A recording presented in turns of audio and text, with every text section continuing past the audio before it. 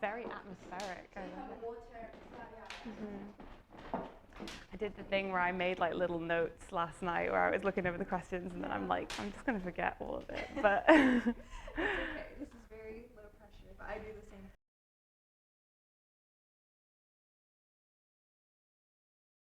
yeah, hi. My name is Lucy Hatton, and it seems like unusual to say I'm a painter, but I guess, yeah, that is what I am. Although I do work in a bookshop as well. I'm from Northumberland, but I kind of grew up switching between Northumberland and the Lake District. So I'm a very outdoorsy person. I love being out and about in nature. Yeah, and I've now been based in Edinburgh for 5 years, which I'm very happy about because I wasn't intending on staying here, but I really love it. So yeah, I decided that this year I was going to stay here as a non-student, and luckily things are working out okay so far.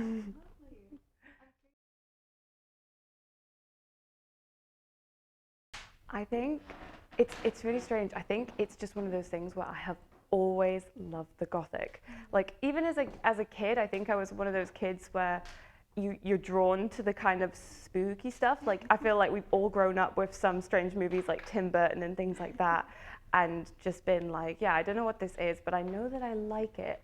I feel like also the Gothic unusually is a genre that nearly everybody can relate to, which is something that I think about a lot in my work and why I sometimes think my work can be a little bit more spooky, because I think that like frightening language, nothing disturbing, but just spookiness is, yeah, it's something that everybody can relate to because everybody feels fear and it doesn't discriminate against anybody, and it can be translated into so many different stories in so many different ways. But ultimately, when fear is present, so is also bravery. And I think that that's something that everybody deals with constantly throughout their lives. So I think it can be very positive, which is why I like it so much, I think.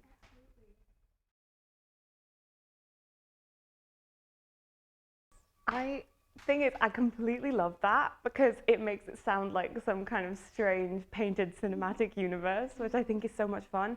I think I think yes and no. So I think in the sense that everything I make is like very heavily influenced by everything that I kind of absorb around me, because a lot of my practice is about taking elements of reality and making them fantastical. So kind of using literally anything at your disposal, really. So in that sense, yeah, they definitely exist within the same universe because they're all a kind of strange reflection or kind of bred from ours. But at the same time, I think that each image I want to be able to tell its own story. But I think that, yeah, I think you can't help but have, as an artist, having some kind of stylistic thing that you'll never quite get away from because it's you who's controlling it. So in that sense, yeah, I think that they all come from the same weird universe.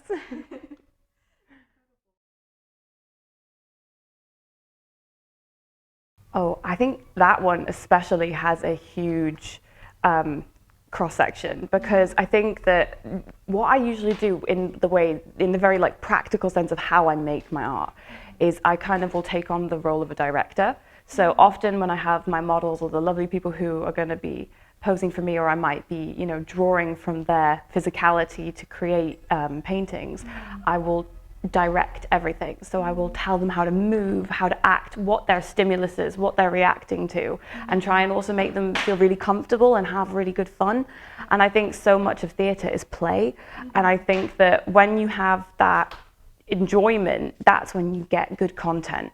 Because I think as soon as there's that kind of like rigid fix, like this is too controlled, you want to control it in the sense that you're directing and you're helping and you're building a scenario and you're looking at lights and you're picking out sets, but you want to have that fun throughout it. And I think that doing theatre really made me think about how you can physically create stories, or you can physically create character in place.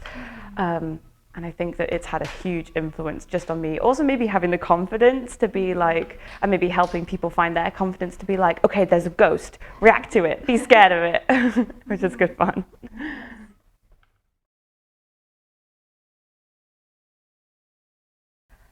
I think for so long, I had, in my mind at least, a very clear cut path of what I wanted to do. and what I wanted to achieve and my goals, and I was very A, B, C, D, E, F, G.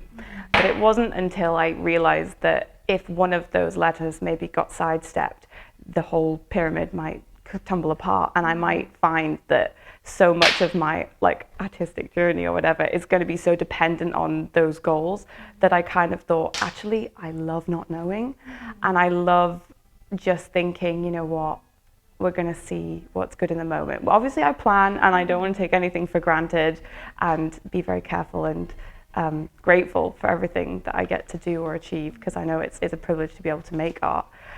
But at the same time, I think that I'm so open to meeting new people, going to new places, and listening to those around me, and kind of taking it from there, I think, which is what I think I'm enjoying this year so much, and staying in Edinburgh, because it wasn't on my long-term plan. And so far, I've loved it, because I've got to meet people like you guys. Where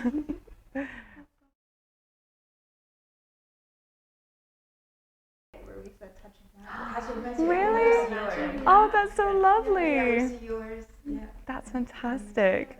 Well, I think that sums up exactly what I always look for. A touch of magic is 100% what I want to achieve, because I think we can take ourselves so seriously, and I think sometimes when we do that, we lose that. We lose that kind of childlike thing that I think all people who love art, deep down, however much you want to think about it academically or textualize it, we all kind of have that little bit, and I think that's what I love to play with so much.